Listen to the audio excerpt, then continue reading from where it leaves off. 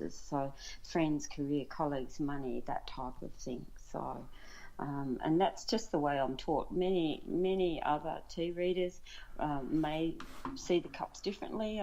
I've seen ones where they look at the top of the cup as happy and the bottom of the cup as a bit sadder or harder things to deal with, but it's not actually how I read. And I've found from over the years and the feedback, I must be doing something right, because I've got massive ratings here in Australia through what we call True Local website, and something must be working. And I thought, well, you're highly sought after over in Australia. You're very well known. It is fair, yeah. I'm fairly in demand here, and so much so that I used to work full-time job a couple of years ago, where the tea overtook the full-time job. So it was okay. I had to make the call, and I'm glad I did. I'm glad I did, because it's a lot more rewarding than doing 9 to 5. So it was the path that I needed to be on, and it's a scary path. And had this conversation the other day with my soul sister Saulo, which you also know, and about where lots of people, in New Age or life coaches will say, throw away your job and take your life on a whim. And, at that I say yes to a point, but it's also a very irresponsible, in my view, very irresponsible way to look at, because you've really got to, I'd say, cross the waters. So anyone out there who's potentially looking at crossing into any type of divination, or say they're a Reiki person or what have you, and they're working full time, work hard for that couple of years. Allow the two to overlap, and you'll know your path of whether one's going to gain traction in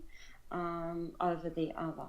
So, and I just think it's irresponsible for people to say, throw away your day job and become a reader or become a masseur or, life coach and so forth. But, right, and I agree with that, because, it takes a while to develop a solid sound base of customers and clientele that are going to continue to carry you, where you can actually walk away from one path and then follow that new job. You kind of bite your nose off to spite your face, going, well, this is all I'm going to do. And then you struggle. Very, very much so. And I've seen it happen a lot with people. Client base. That have done that. I've got a very regular client base. And, well, you're highly sought after. You're that terror of tea reading. That thunder from down under. I'm only 5 foot tall. That's okay. The pocket rocket. But look, some of the fun things with, like I said, tea's got an interesting history, and it's like I love fortune teller teacups, and again, that's something that a lot of people have never heard of, or they're hard to find in their conditions. But fortune teller teacups, they were often given like you'd give a kid a whoopee cushion or the magic 8-ball today, just for the laugh or the joke. And people would give someone a fortune teller teacup, and they were made in proper china, a nice cup and saucer, beautiful fine bone china, and they have all the symbols actually printed inside the cups. And you would give that to somebody, and say, oh, there you go, read your own fortune. So they would make their regular cup of tea in it with some loose leaves in it, of course, and when they drained the cup, the blobs of tea, what symbols they sat on, they would then bring out the little sheet or the booklet and have a look and think, okay, what's my forecast? And I've never really heard or known anybody to use them in professional divination. It's a bit restricting, because there's only usually about, I think the most symbols in one cup, I think it's about 40 in one of them. Some of them actually had the old playing cards in them, so where traditional cardamency comes into them. But they were also a very interesting part of history in tea leaf reading as well. So, oh, I know it. I found one. I sent to you. You remember that one? Yes, I know. I got that one too. I had to have that one. And I've got several in my collection, and they're all various types. Some will be made by Paragon China, some will be Melrose, and so forth. So they're just different companies came out with slightly different variations. So you also create your own tea reading cards. Yes. Not to mention mats and tea charms that you have on your Etsy store. Yes. Now, tea leaf reading cards, again, lots of people think this is something very new. I created my very first deck of tea leaf reading cards, I think it was about 2012, 2013, and at first, I actually just printed them at home computer, and because I had to put it through the mill to see what works, what covers our lives. And so my very first tea cards, I actually got them listed in the Etsy store. I call them the original 45, and they're a pretty pale green and lace background, and they've actually got pictures of tea cups on them.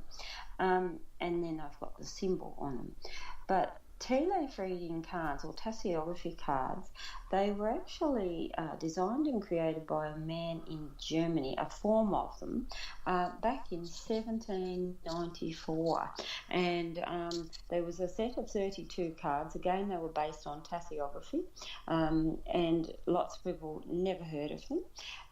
And they were the blueprint for what many people know now as Lenormand cards, and with a few extras. So those original 32 symbols, when you try and read with those in modern day lives, look, a lot of it's good, but you have to do a bit of adaptation. But I just felt too old information based on ancient practices and ancient lives in 1794. Their life was a little bit different to us now. So again, I enhanced things to cover women with careers and multiple relationships and the hot, wild love affairs and the same-sex relationships and all of those things that affect us now. And so my card decks first started out with 54 cards. And someone actually asked me this morning in a Facebook group about why only 45 now. And I found the 54 cards, there were some cards that were very similar with others. So again, I've honed it down to a collection of 45. And so 45 symbols are what all my future decks are. I've done all up, I think, about 14 or 15 different styles of card decks. They are read very uniquely. Best way to explain tea leaf reading cards when I have my own clients here is it's like we've stirred a cup of tea, tipped it out on the table, and we're looking at all the symbols and the patterns. Tea reading's extremely directional, and it means what symbol's facing what. And some people look at symbols and think, okay, we only ever read clockwise, as in time moves forward. But in tea cups, it's like what symbol's facing the next one and how they connect. I call them clusters, which is not just a standalone, it's what's surrounding it and what is in front, what is behind. Right, so you put more depth into it. Directions are vital. So Erica Robinson wanted to say she adores your cards, and she says that everybody she knows that has them finds them pretty mesmerizing as well as accurate. Yes. And yes, Owen Ballard. Erica's got my limited edition deck, which. Oh, I have that one too. Yeah, and you've got two. There's a few people that have two because they didn't. There was only 100 print run of that, and no further print run. And but it's a very special collection because that's actually my personal collection that I use with my own clients. And that particular style, pardon me, I love depth of colour. Like I struggle to do pink and fluffy. So because I'm very much of what you see is what you get person. Right. And but that limited edition deck that Erica has and you have, and there's quite a few people that have, it's like, to me, it's like looking down a well, and you're literally looking into a portal of someone's life. So, and I know Erica's a professional reader as well as yourself. So, I'm really glad that she's loving them. I'm glad her clients are loving them as well. I love them myself too. They have softened a little bit of my bluntness. Yeah, they do. That is one of the things with tea and coffee reading. It's not dark and scary. And yes, you can have some really heavy-duty things, heavy-duty readings, but it's just less scary for the sitter or the receiver, because we'll see, like tarot cards, for instance. I'm not a tarot reader. Couldn't read a tarot card to save myself if someone put it in front of me. My very own daughter is a top Melbourne tarot reader, and she lays out a card there, and I saw things like the Hangman, and I see all these swords and things. To me, they look a bit scary, and I know they're probably not, but tea's softer. Yeah, I'll agree with that. Yeah. So, Owen Ballard wanted to know if you were familiar with the use of Turkish coffee for reading in Eastern Europe and Turkey. Yes, I can actually read coffee, and the only reason I don't is because I'm a tea drinker. I'm a teetotaler, not a coffee drinker.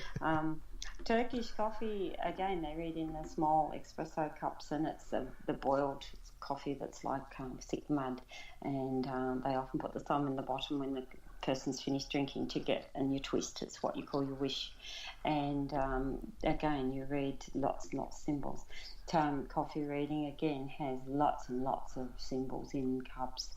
I find a struggle with the tiny cups, and it's funny because if I do coffee reading, and again, my friend Saula's from Greek background, and we've the same thing, we'll play.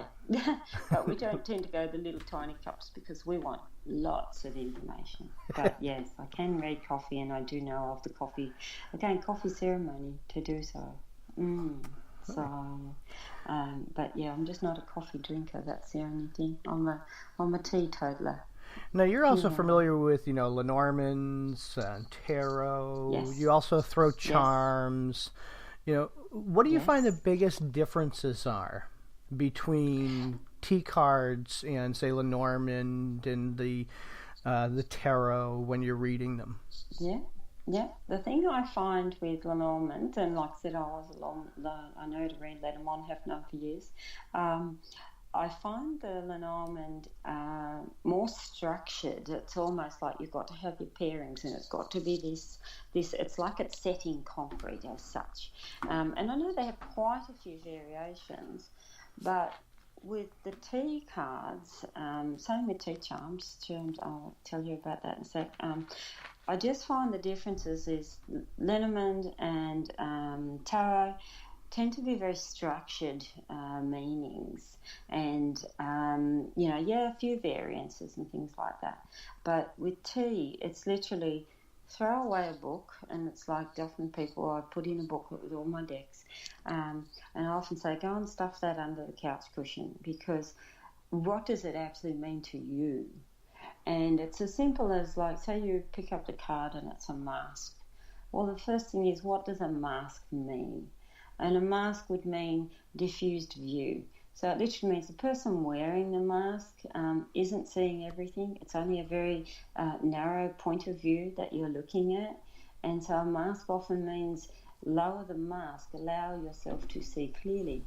And it's as much as too, others looking at the mask is they can't see you. They're not seeing your true soul. They're not seeing all what you have to offer.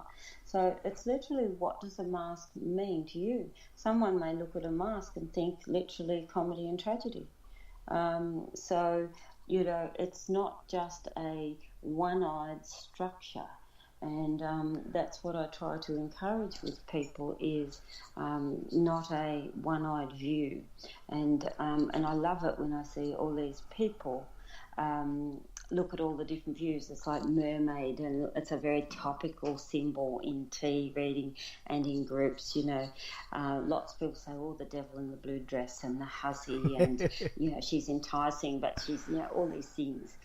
but they also forget mermaid means, in its traditional thing, safe passage, someone to assist you on your way, dreams, beauty. So it removes the structure, and that's why I find the difference with tea